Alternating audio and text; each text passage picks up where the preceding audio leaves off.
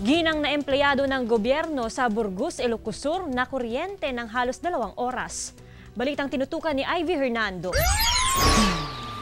Nang kabulagta at wala ng buhay na matagpuan si Rowena Marquez, 46 anyos, matapos makuryente sa loob ng kanyang bahay sa Dayangki, Burgos, Ilocos Sur. Natagpuan ng kanyang tiyahin ang biktima na una niyang inakalang naatake sa puso. Awanti panunot ko nga na kuryente. Tamo ko nga awanti biyag na.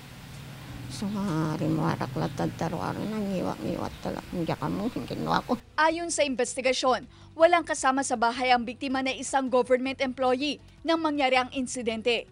Katatapos daw nitong maligo at nang isampay ang bimpo sa alambre, dito na nakuryente ang biktima. Yung hawak niya kasi ganito, kaya pag kuryente mo, automatic yung reaction ng bagay mo, hahawakan mo gano'n. So nakahawak siya na gano'n, bumigay nga yung wire bumigay yung tie wire na hinawakan niya kasi mabigat siya. Nabagok din ang ulo ng biktima dahil sa pagkakabagsak sa semento. Isang nakasaksak na extension wire umano ang nakita kung saan nakakonekta ang dulo ng sampayan, dahilan para makuryente ang biktima. DJ Barot na di murdong na iso tinitudok din ti live wire. Mabali nga di pinangisalapay na.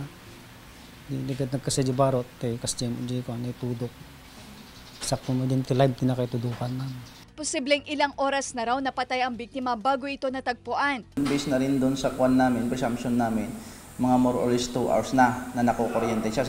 Kasi nung hinawakan siya, nakuryente yung humawak, na first responder natin, kaya binaba agad yung safety fuse. Yung buhok niya, tuyo na rin. Paalala ng otoridad, siguraduhin malayo ang mga gamit sa mga outlet ng kuryente at ugaliing tanggalin ang mga extension wire sakaling hindi ginagamit.